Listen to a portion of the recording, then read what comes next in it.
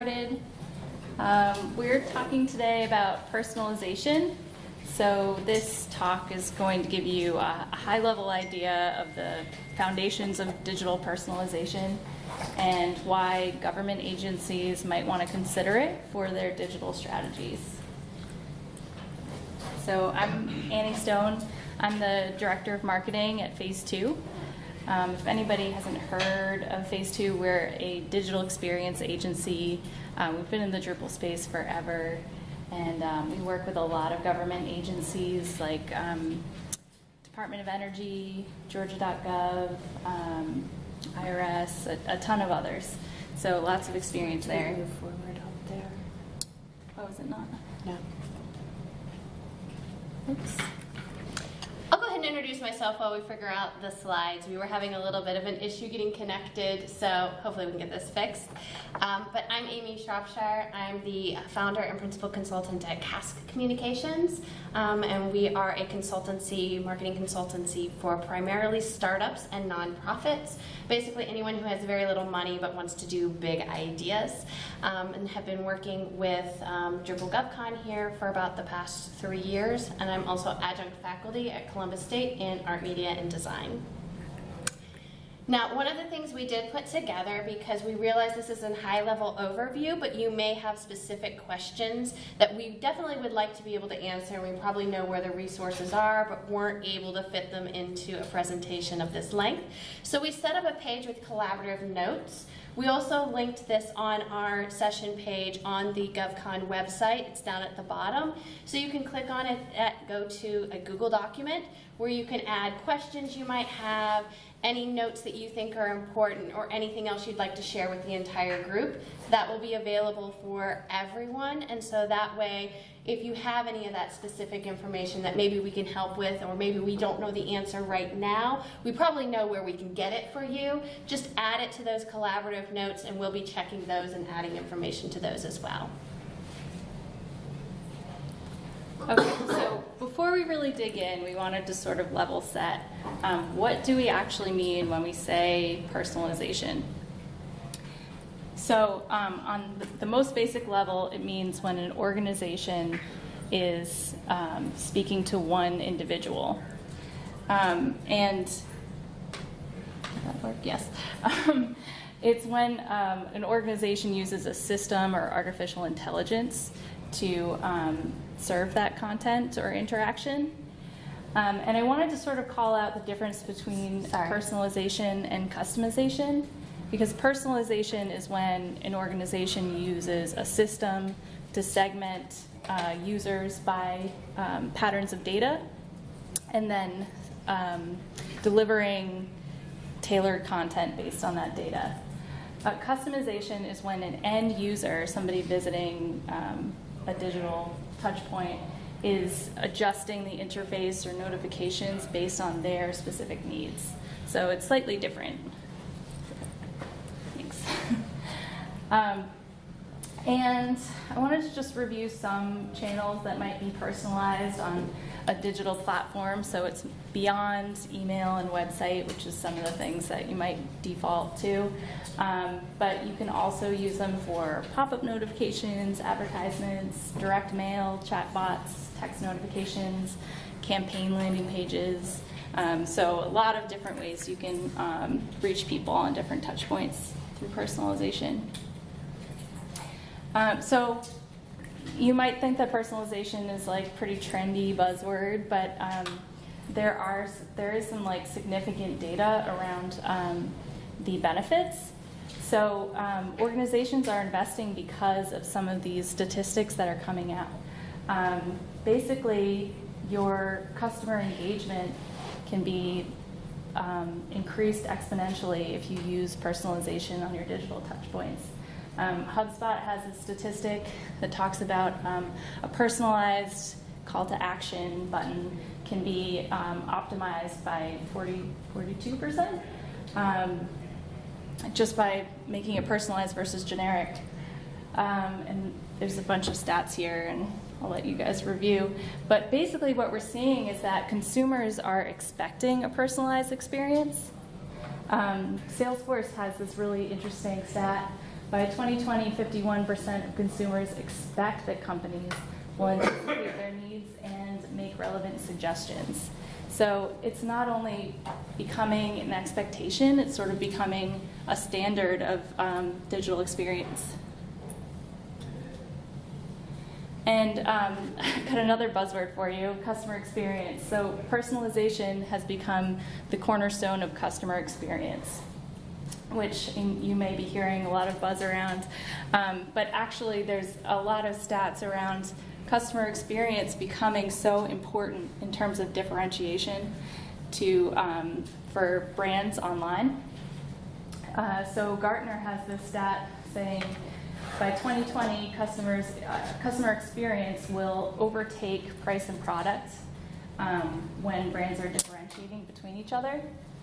So personalization makes the difference with customer experience, and customer experience, the end user's experience of your digital platform, is incredibly important if you want to compete against other websites and digital touchpoints.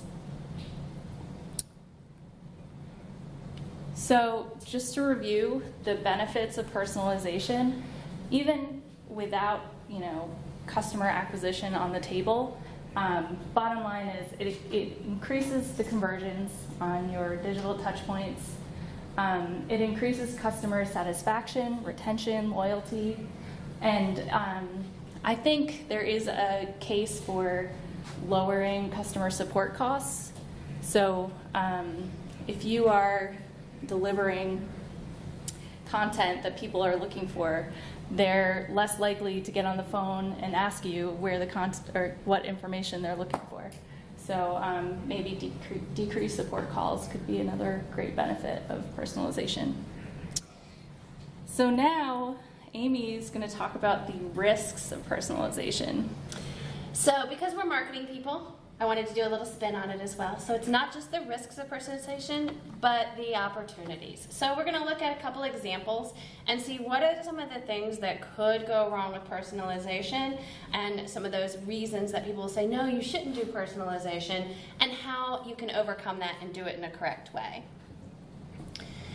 So kind of put this graphic up here. We remember all these toys as a kid where you had to get the right shape and the right hole, and sometimes you could fit them into the wrong hole if you really banged on it and hit it really hard and maybe broke everything around it. Well, sometimes personalization can be like that. If you don't have a good reason to do personalization and you're just doing personalization to do it, you're probably going to put in a lot more work. You're probably going to be hitting that to get what your goal is in through your little shape up there. So you want to make sure that you have a really good reason to do personalization. So just going in and saying everyone else is doing it, we need to figure out a way that we can add it to our website, probably isn't the best case. Start with something you're trying to solve for and work for how personalization can solve that. So I have a couple examples here, and I'm going to move a little bit to the side so I can see it a little better since our notes aren't showing up. So the good we looked at was EasyJet. EasyJet is the #2 airline in Europe. So while we're not too familiar with it, people over in Europe are pretty familiar with it. What they did is they did a personalization campaign, and their goal was re-engagement of some of their clients that have flown with them in the past. So they wanted to reconnect with those customers, get them to maybe reconsider EasyJet for their next flight. So they sent, 12 million unique emails that talked to their former customers about where was their first flight with them. How many total miles have they flown with them over the years? Is that how many distances around the globe? Just interesting things to say, this is the relationship you have with EasyJet and how we make sure that we are connecting with you on those individual levels. And you can see some of the stats there. That particular email campaign got 100% more opens and 40% more click-through rates than their usual campaigns. If we look at the bad, maybe a little bit hard to see up on the screen here, but you can go to the notes and see. This was not an example of mine. I found it on HubSpot. The source is down there at the bottom. They basically tried to use the IP address of the person visiting the site to figure out geographically where they were located, what company they were with. So it says, we see you work at HubSpot. You're not a Fortune 500 or Fortune 1000 company. We see you're located in this city. Now, it was the right company. They got the wrong industry. The question is, why does it matter that we're not a Fortune 1000 company? Are you trying to insult us? And the wrong city showed up in the personalization. And the person who shared this example was saying, none of this had anything to do with the reason I was visiting the website. Why were they showing me this information? It wasn't like they said, oh, we're seeing you're coming from Massachusetts. Here are some services that we offer specifically to Massachusetts to help out your visit. It was just a little box of personalized information that was mostly wrong. So again, if you don't have a good reason for personalizing something, don't make mistakes like this just because you think you have to. So once you have a good reason, definitely it makes the experience more interesting, but just saying, oh, we can pull this data and it sounds great, you might end up insulting the people coming to your website and not intending to. So the next one is you don't actually have the data. In our example here, the good, Starbucks does an amazing job. I don't know if any of you have the Starbucks app. It is my favorite thing. I can order and get my coffee without talking to a real person. If you do not have it, go download it immediately and you won't have to talk to another person before your coffee again. It's amazing. But they use your past order history, your favorite store locations, and then they can offer you suggestions. We see you order this type of drink a lot. Well, we're running a special on that. If you come back in the afternoon, we'll give you 50 cents off a glass. So they're able to use that information and they have that data right there because it's built into the app. Now that app accounts for, the app accounts for 22% of revenue, which is $6 million in sales. So they have that data at their fingertips that they can use. They don't really have to go out and look for new data or try to scrape, from the IP address. We're willingly giving them that data of what coffee we like and what locations we like, and they're going to make our experience easier.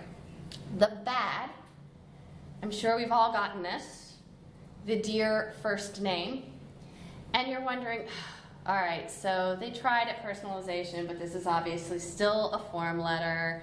And in this case, sometimes having just a simple fix of, if we don't have the data and we still want to personalize because we have some of it, how do we make that contingency plan for maybe instead of dear first name, if you don't have a first name, it says hi there. Just some sort of fallback on that when you don't have the correct amount of data or the right data, you have something else that you can do. And then there's something called the filter bubble. And I credited down there, there's a book called The Filter Bubble, What the Internet is Hiding from You by Ellie Pariser. And this is the idea that if you personalize too much, you are actually kind of putting people into this bubble where they're not exposed to the things outside of it. So say you go to a commerce site that sells clothes, and you buy a particular type of clothing, a tank top. And then they send you emails for tank tops. And then they send you coupons for tank tops, never considering that maybe you want a coat. So we want to make sure our personalization efforts aren't going too far, that you're not opening up people to different ideas that your organization may have. So the example here, there is a company called Very out of the UK, and they actually personalize their web content based on the weather.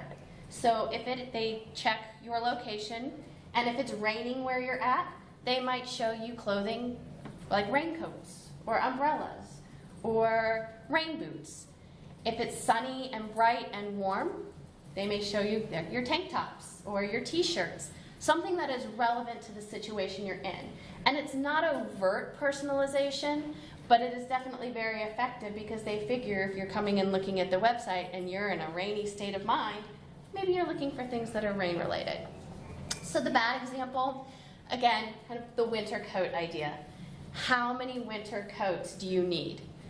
So I live in Ohio. We need a lot of winter coats, but obviously if all you're getting from an organization you bought something from is information about what you've already gotten, might be a little too much to have. So we did want to touch on GDPR. We're not going to go too in-depth on it because it's this massive thing, but if you have not taken a look at it and it's something that affects you, we did want to touch on it because personalization does play into it, since that data may be considered personal data under GDPR. So if you think you're not applicable to it because you're not in the European Union, you still probably are. If you get visitors to your website that are from the EU, they are protected under it, so you need to have a plan in place for it.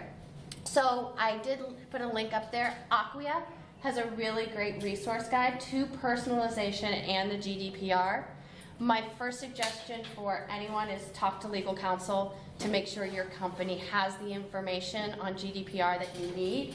Second piece of the step is put a plan in place to make sure you have all those pieces together. And thirdly, go back to your legal counsel to make sure that plan met all the qualifications.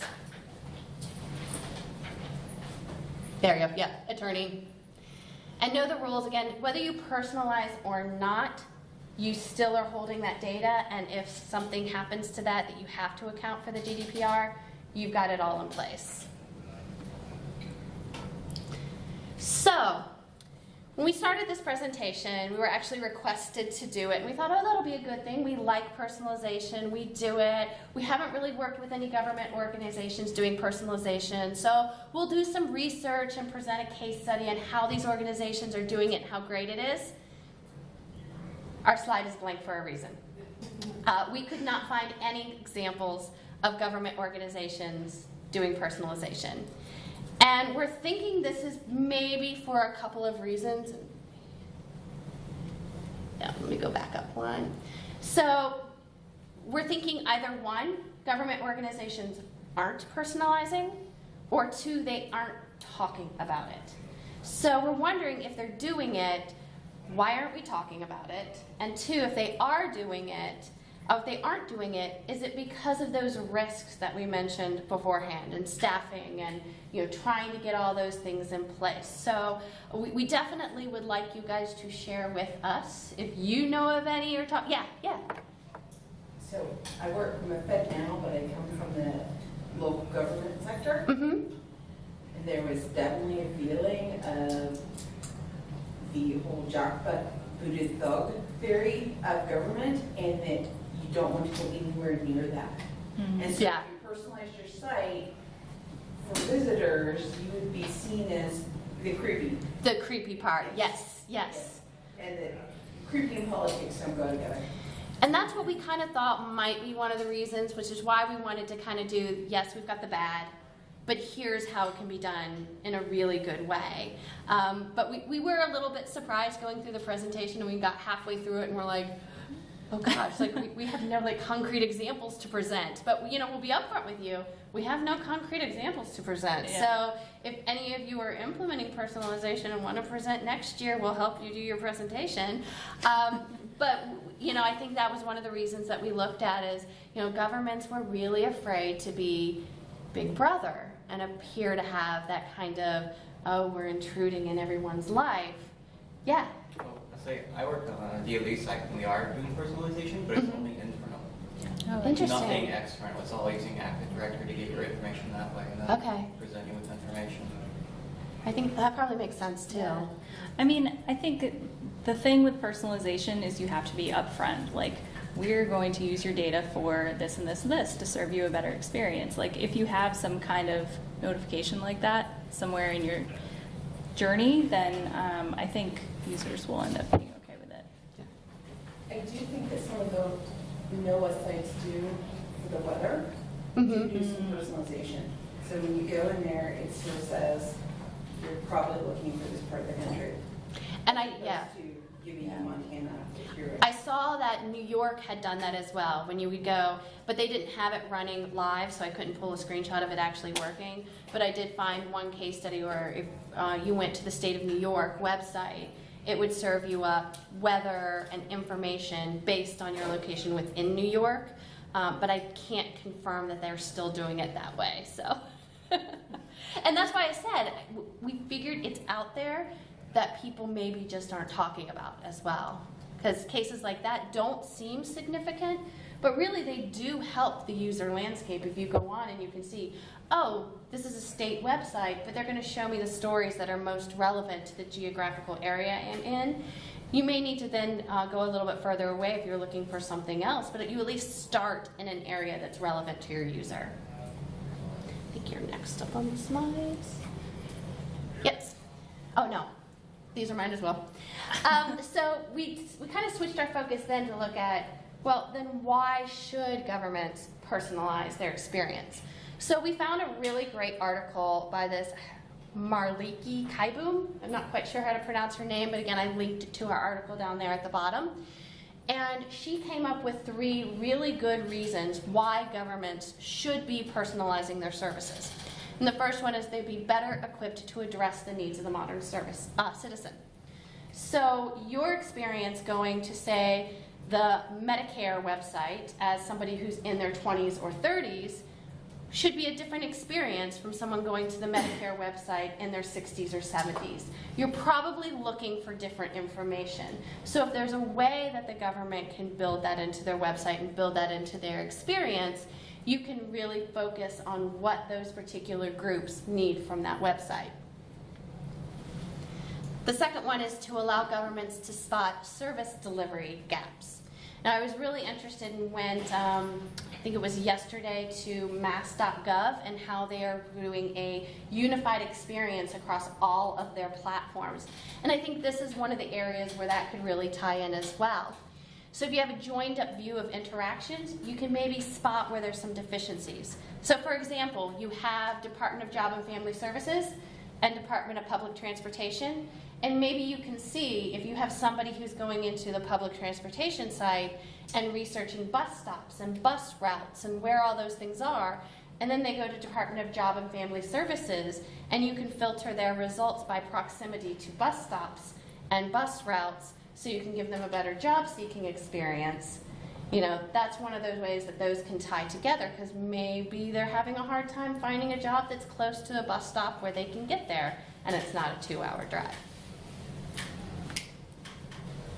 And lastly, enable digital nudging of citizen behaviors. I thought the example here was really good. So when you're renewing your license or your car registration, maybe it will prompt you to be an organ donor or do something else within government services.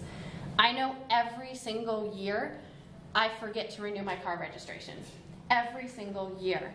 So some sort of digital nudging for me would probably be a good thing. Okay, so hopefully we've convinced you that there is a case for personalization in government. So where would you start if you wanted to start creating a strategy around personalization? Well, you have to start with your data. So really taking a good look at what kind of data that you're currently tracking and what you might need to understand your user behavior. You also want to look at your team and your tools and see if there's somebody that really has proclivity for analyzing this kind of data. And you know, a lot of people can look at Google Analytics and see the trends, but do you have somebody that can really take that data and make it into some actionable tactics to serve your future users?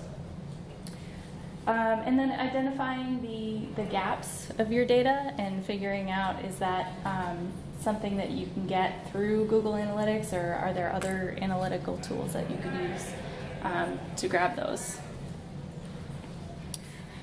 So I think most people who have best practice content marketing have created some kind of target audience personas. But this is something to kind of validate when you're working on a personalization strategy. So do you have various personas sort of mapped out for visiting your site or any digital touch point? What are their demographics? What kind of channels are they using to access your information? What are their needs, wants, fears, and jobs to be done in the context of what you're providing on your digital platforms? And finally, can you use that data to trace a customer journey map? So This was a journey map that USA.gov created for their persona Linda, who's browsing information and looking at a specific topic. And there's a lot of different ways to map out customer journeys. But I like this one because they have the various activities that she took on her journey, and then they put specific touch points where she's finding that information. And then we get her feelings while she's getting those, while she's interacting with those touch points. And that's a great place in general to look for ways to improve the journey, but it's also a great place to kind of identify where you can optimize for personalization as well. So it's a really helpful exercise to go through and to validate and go through several times different kinds of journeys. So the other thing you need to do is really define success. So if you're thinking about a personalization initiative, how are you going to tie this initiative to your underlying business goals? So how does user engagement tie to your underlying business goals? Maybe, for government, it won't be, prospect acquisition, but maybe it's lowering cost, increasing efficiency, decreasing support calls, something along those lines. And then looking at your stakeholders and how they define success for this project. For a personalization initiative, you'll need IT and marketing, and often those two different groups have different perspectives on goals. So if you can unify a goal around the end user's experience, you're much more likely to have a successful project in the end. So the other thing to do when you're defining success is to think about the timeframes of when you're going to measure success. A lot of personalization is testing and experimenting. So defining a time that you're going to test and experiment a certain kind of personalization or one tactic, and then measure it, and maybe adjust your strategy is really important. So it's not like a one and done thing. It's kind of a gradual improvement over time. And then working to assign a dollar value to the conversions that you're working on personalizing is going to help you ultimately measure return on investment for your initiative. So working with your data and tying them to your goals is going to be really important to do that. So now you're almost ready to really dive into the strategy. Thinking about who you have on your staff that would be involved in this project in terms of content strategy. Maybe you need somebody that is more of like a MarTech specialist, somebody that can help with CRM and CMS integration, developers potentially, admins, content admins. These are all people you might need on your team. You might want to consider a third-party vendor to help you create the strategy. Looking at the tools that you have now and the tools you might need. Do you have marketing automation tool right now? Do you need it? Can you use your CRM to segment audiences, or maybe you need a tool for that? So looking into that, also you could talk to a third-party vendor to help with that technology stack strategy as well. And then starting to roadmap based on those goals that you've already defined, how you're going to launch your strategy. And I wanted to outline different levels of personalization, because it doesn't have to be this big technical system that you start out with. You can start out with a little bit of personalization, see how it goes, and then as you report on your return on investment, you can invest more into the program. So the first level I have here we have called semi-automated, and this is a lower barrier to entry in terms of financial investment, a little bit more on human resource intensive, so more manual. But if you have a CRM that you can segment audiences on, For instance, you could send out a personalized newsletter based on content interests. So that would be a semi-automated example. The next level up would be programmatic. So this is less human resource intensive, a little bit more automated, but you'll need definitely a marketing automation tool for this. An example would be, I think Amy mentioned it before, but when you program in a tag in your email, like first name, and then you get an email sent to your end user that says, "Hi, Annie," and there's actually a lot of data that suggests that you get much higher response rates when you personalize it that way, as long as it works.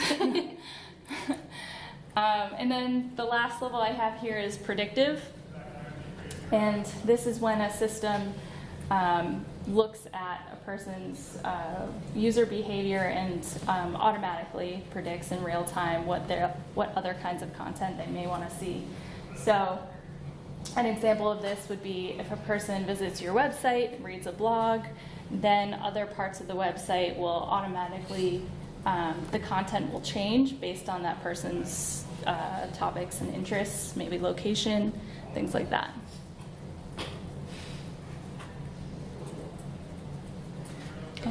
Talking about measuring. So now that you have a strategy and you put your strategy in place, you want to measure your impact. Now, I talked a little bit about this. I had a session on Monday on analytics. So this is going to be basically the one-slide version of that, which is work backwards from your goals, then move forward. Don't assume that the metrics that you pull out of the air and say, well, we're going to measure the impact on this by choosing this metric is going to be the right one. So I included an example in here of one that I did for a client, and we basically start with the question, what do we want to know? Instead of starting with our metric of, oh, we're going to have this many signups for this public service, we're going to start with what channels or how are we getting the best results of getting people to sign up for that. And from there you can work your way back through the metrics to make sure that you can get that. So I did do a link there to my presentation from Monday, so if you want to go into it a little bit further and see the full steps that I outlined for doing that, you can do that as well. But my biggest suggestions to go away with that is, again, start backwards from your goal and then figure out what metrics you want to report on. And if you're not seeing the results that you want, it maybe doesn't mean that the personalization isn't working. One of my business mentors gave me really great advice once, and that is failure is a valid option. You just have to then go and revise your hypothesis of what you think is going to work and try something different. So if you're not seeing the results you want, go and tweak a few things, run some experiments again, and see if that works for you a little better.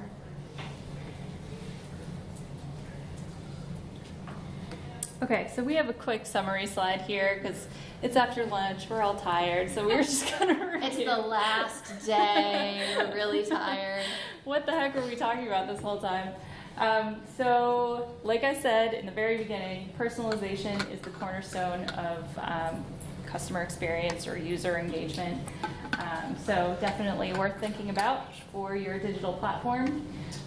There are risks to personalization, but also benefits, so you have to kind of weigh your own business goals and see if it's worth it. Data is key. You got to audit your data and make sure that you have the right stuff in order to deliver an effective personalization strategy. And then to actually launch a personalization strategy, it's not about the tool, it's really about the people and process that you've planned for that really make it successful. So we thought we could have like a little discussion. We'd love to know, do you see opportunities for personalization in government? Do you have any use cases in your head as you were listening to this that might be cool?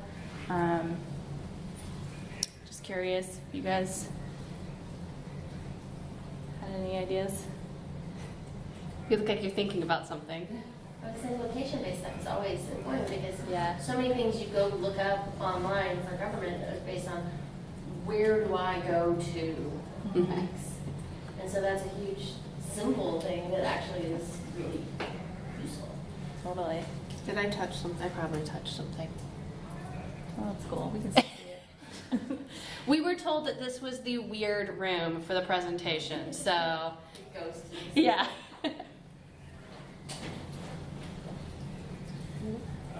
Basically, totally related also to the third question, but I think that there should be a way to disable personalization.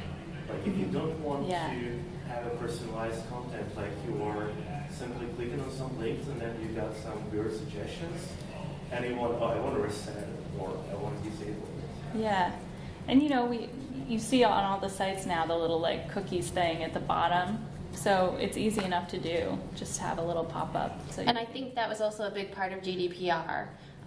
Part of that is every organization, and again, if you get visitors from the EU, you kind of have to follow it.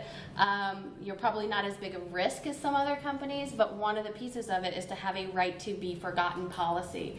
That if you are contacted by someone from the EU and they say, I'm invoking my right to be forgotten, do you have a plan in place that you can forget their information? And I know I'm working on that with several of my U.S. clients right now. GDPR went into effect in May. We're a little behind, again, based on your risk level, how important it is.